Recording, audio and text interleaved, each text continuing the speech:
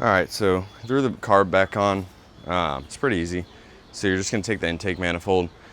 You want to get all 4 bolts on it a little loose. Mine was kind of a pain in the ass. I had to take the Dremel and sand down the top of my intake manifold to get it to clear the front cylinder head, which I don't know, maybe it's because of the aftermarket jugs. I wouldn't think so, but oh well, whatever, had to do it. So you get it on, then you mount up the carb and the back plate. That kind of aligns everything for you. And then I tighten up the rear bolts for the intake so it doesn't move. Pull the carb and back plate back off. And one thing that helped me out a lot was making this little tool right here. It's just, see if it'll focus on that. Just a little Allen key that I took a cutting wheel to. See? Yeah, it's not focusing very well. But yeah, you just take a cutting wheel to it, make it a little shorter, stubby one, so that way it can fit in here. Because if you come in here, you know, it's a tight fit. Your intake bolts are back in here. Without making a tool like this, like, it's really hard to get in there. I mean, I did it with the air cleaner off and the carb, but it's still quite a pain in the ass. So now I threw the plugs and wires in, and we're gonna take it out and just the carb a little bit. I'm gonna make sure the factory settings are good. I have the idle speed screw done. You want that half turn out from when it makes contact with the throttle. And then I got a turn and a half out for the main, or not the main, the idle mixture screw. And then the accelerator pump I haven't done yet. That one's supposed to be 2 turns out. It says to start. Let's grab a screwdriver. We'll get in here. It's gonna be hard for me to show you guys. You just get one in here. It's definitely easier with the air cleaner off, but you can get in there.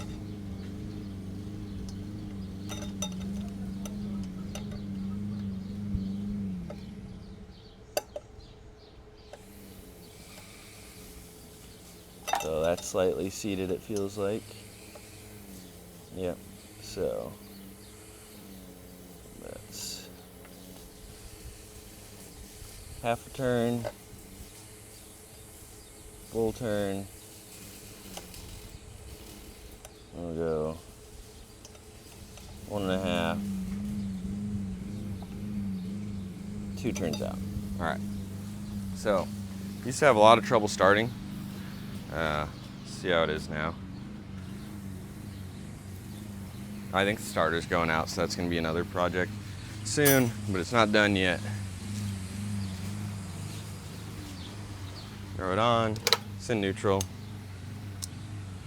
All right, here, let's turn the fuel on. Throw up the enrichment knob. Let's see here. Ooh, wanted to fire right up.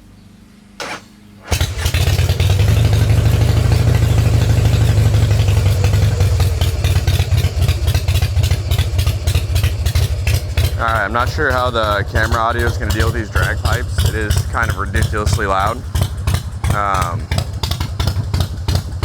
But yeah, it's running. A little rich. We're going to have to adjust the idle a little bit. Yeah, so I don't think that's going to idle. I just have to turn out yet. We can always lower it once we're riding. We're going to bring a screwdriver with us. Rather just get us, you know, not fouling our plugs immediately. So let's do another quarter turn on the idle.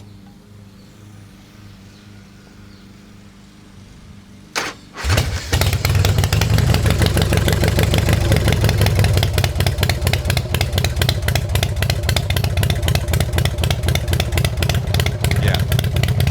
So that's definitely gonna idle high now. Let's lower it a little bit.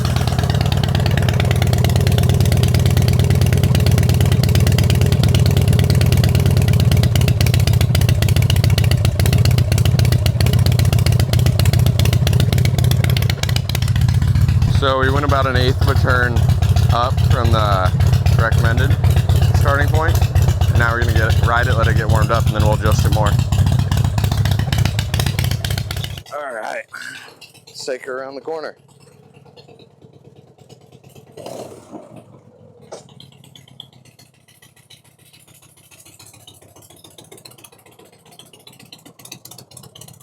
Wow, this feels way smoother already.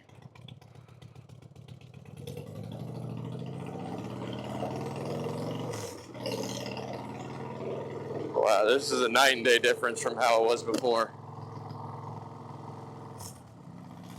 Oh, it was just so choppy all the time.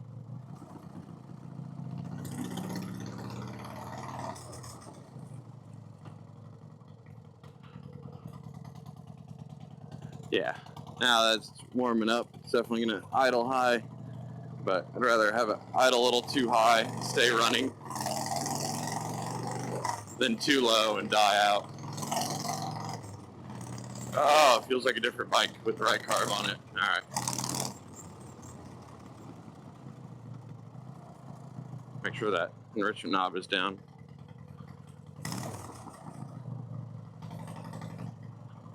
Just gonna need some playing with the accelerator pump too. Guy just crossing the street on his phone. Genius.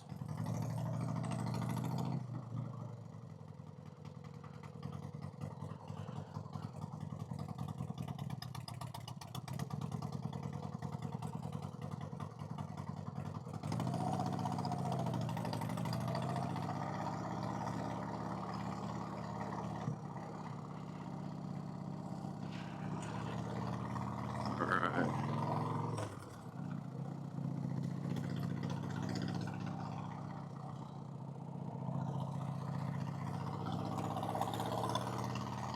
Sounds a little rattly.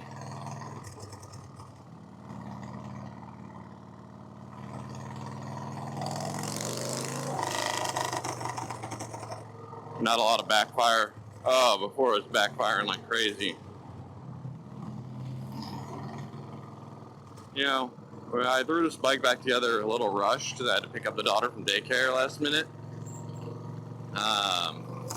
You always wonder, did I forget to tighten something?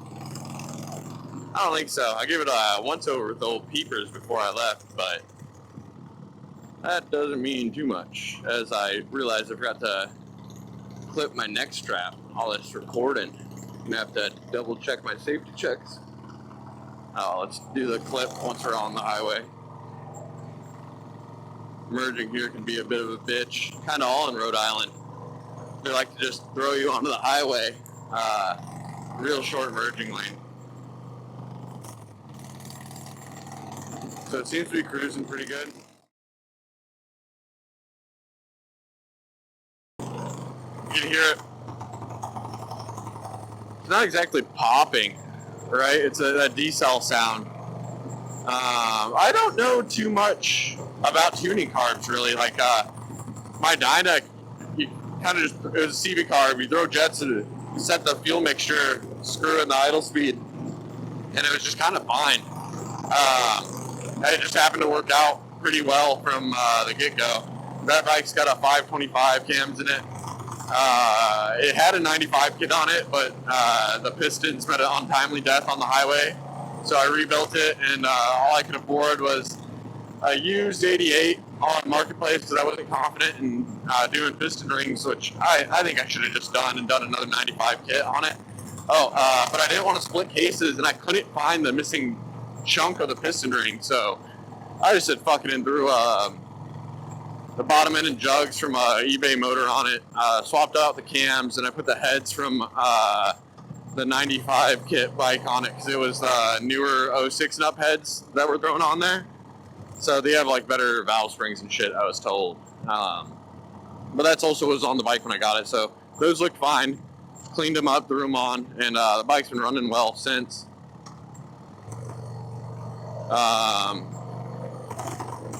Yeah, but that's kind of like the backlog of my bikes I've had. Then I got this the Super Glide's a 02. I don't know if I mentioned that. I used to stun it a little bit. I do not have enough money to be wheeling bikes anymore, at least for the time being. I'm going back to school. So I took the crash cage off the front to deter me from wanting to do that, so I don't drop it. But yeah, this thing ain't running bad at all. Let's find a spot where we can pull over to a parking lot that's not going to piss people off, so we can adjust the idle speed. Because, oh yeah, here that's idling high. That's what the clutch pulled in. So we're gonna get that adjusted. I hope this is all recording.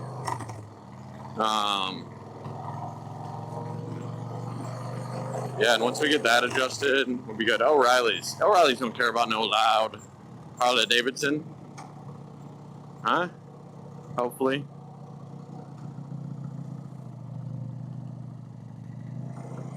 Can at least try to park a little further away. Man, front brakes on this thing are terrible. Alright, let's find neutral. Come on, buddy. Come on. Woo! Alright. Yeah, that's got to come down quick. She is running.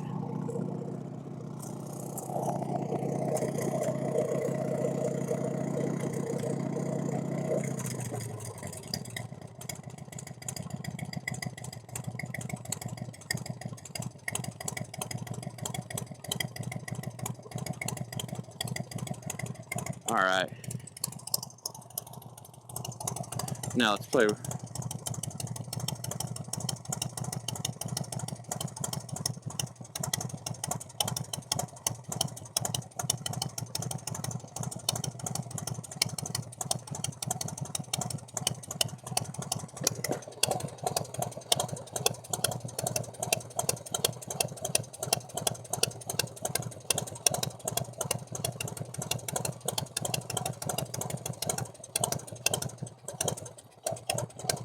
Alright, so that's running a little rough. Bring it out.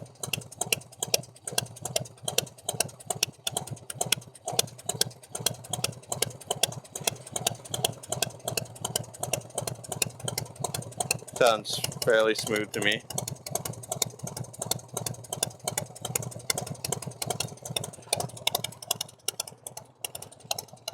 Maybe use idling a little higher. Can hear some valve train noise. I'm hoping it's the rocker arms because I replaced lifters already. So we're hoping we just got some noisy rocker arms.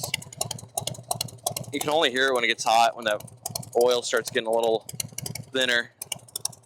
So actually, let's check the oil.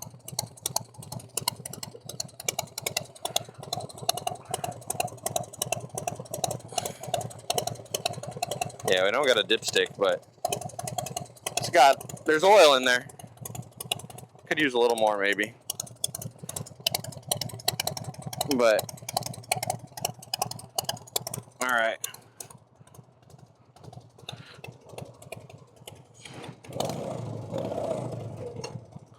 Let's get out of here. Let's actually make sure this audio is still recording. Yep, looks like it.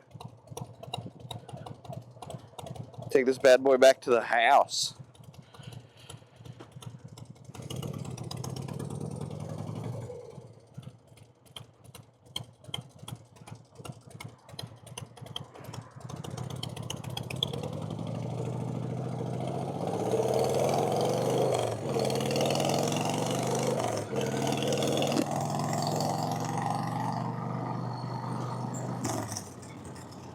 You know, one nice thing about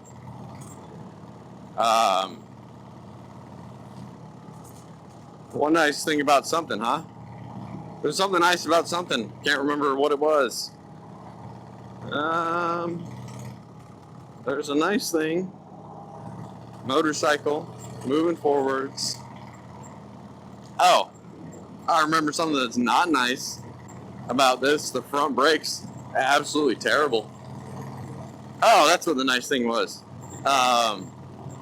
So it had a bit of a tick when you'd get it warm. Before I did the lifters, it has the same tick, just a little quieter now.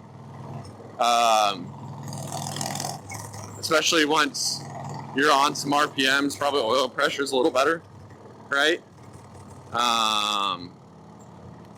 But yeah, we have those rocker lockers we're gonna throw in when we do the valve covers. I also got new push rod tube covers. Might as well throw them on while we're in there, right?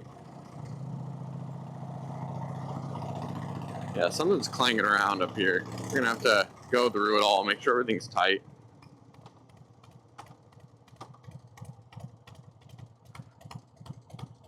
Yeah. Hear that ticking at idle?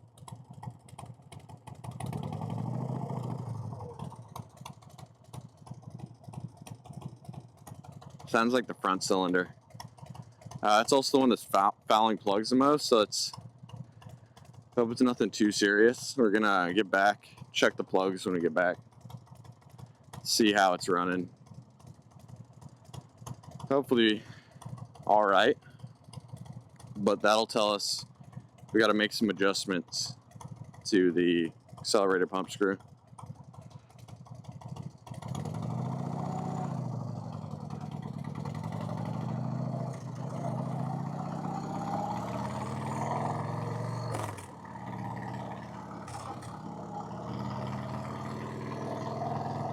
A lot of the rattling you hear is probably the ghetto rear or front exhaust pipe bracket.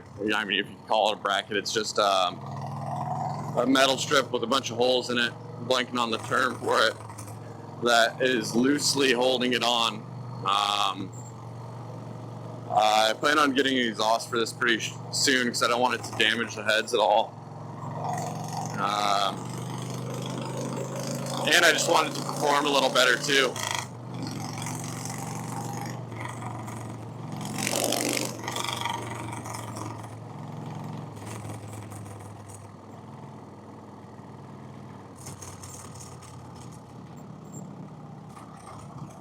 Yeah, because if this is fouling plugs still, you know, that means either piston rings are totally shot, which it had. I mean, I could see a little bit. I no longer have a borescope, unfortunately, but I meant to turn back there. Oh well. I'll turn into this gas station.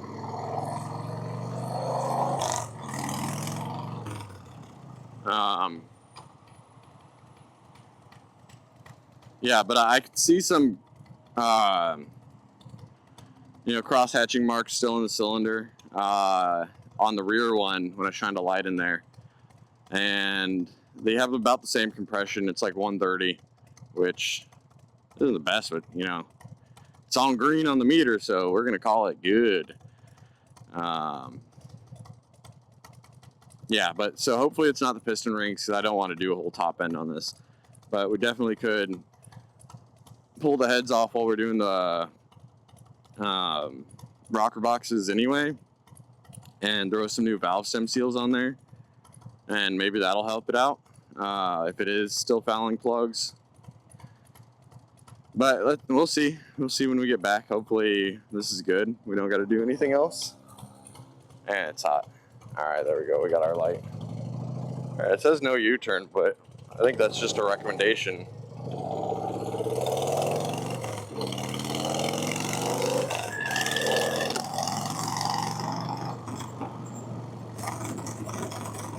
That was a terrible U-turn. I'm so not used to these handlebars. I've always had T-bars on my stuff, or, you know, clip-ons, so yeah, it's a real different setup. Or, you know, like motocross bars and risers, T-bars, they handle the same way. Man, it is hard to talk a lot in a helmet. Just biting my cheek over and over. How do these guys do it? You're gonna have to push some cushion out of this, huh? I mean, you want your helmet to fit snug, but yeah, damn. Man, got a bunch of like fucking sand spraying at you. And fella don't like being in a human sandblaster, it turns out, you know? Not the fucking best. I'm also not too confident in taking turns with this bike yet. I mean, it feels stable, right? It'll hold a line well. Man, it is so loud on the highway on this bike. But now this kind of seems quiet once you get it down to idle, which is by no means true.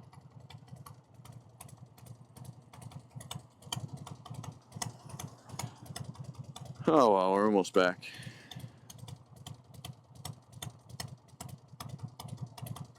Almost thinking it could use a little faster idle now.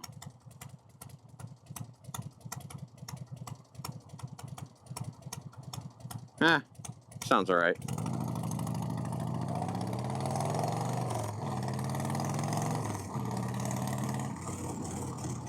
Come on, partner.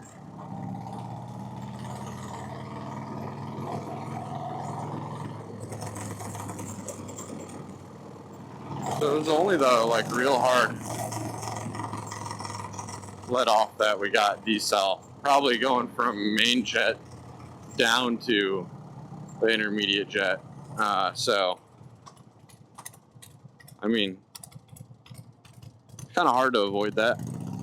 I mean, if you know what you're doing, it's probably not.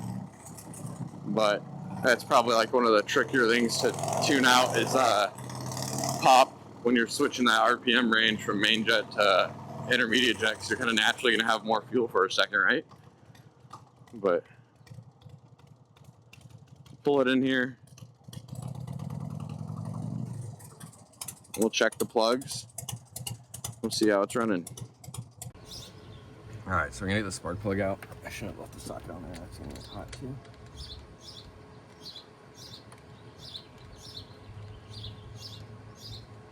So the front cylinder probably going fine. Oh yeah, look at that. Here, let's see. You guys can see this. This looks not too shabby, especially for a first ride. It does look like it's maybe burning a little oil. It's a little black, sooty around the edge, but that tip, it's got a nice light brown, and it's changing color right on the bend. That's kind of what you want. So at least, you know, we can still play with it a little bit, but it's definitely a good starting point. You know, I wouldn't be afraid to ride it around like this. Don't think it's going to do much damage. I also just found a washer that's sitting in between the transmission and the frame. Might have been jingling around, especially because it stayed aboard for the whole damn ride. I actually lost the magnetic thing to the microphone I was wearing. That might have fallen off, hit the bike and stuck somewhere, so that might be a little treat for later. Now this is the cylinder I was really questioning. Damn, it's hot. So let's check this one.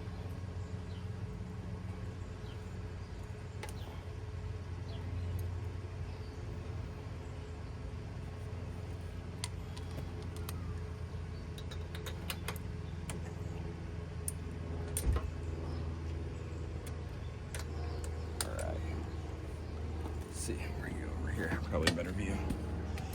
This one. All right.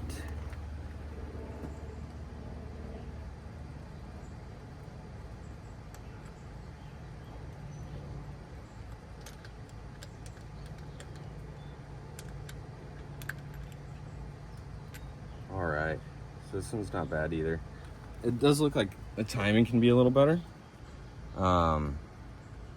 Seems like the color change is a little too low on this one, but I mean, it's a little sooty. That suit does look a little wet, but really not bad. I'm pretty happy with this to start. I don't got time to mess with this too much. I'm going to Reno in a few hours. My dad's change of command ceremony. He's still in the Air Force or Air National Guard, but he's going active for maybe the last stint in his Air National Guard career. He's been in forever. He was in the Marine Corps in the 90s with my mom. Got out, joined the Air National Guard, and doing that thing ever since. But yeah, so this went pretty well, I think. Super happy with the Super E. I'm glad I made the change. You don't want to tighten these down too much because it's aluminum. I don't think I torqued this one down.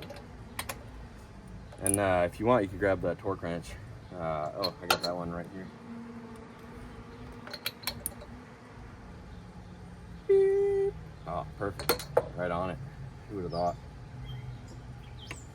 Give it a little extra. I think I might have had it set too low. There we go. You guys didn't hear the beep on that one, but surely it happened. This horn is also rattling loose. Maybe part of our rattled to death mystery we're hearing. We actually probably almost lost this one, which is an ugly ass horn. I won't care too much, but it's the horn we got.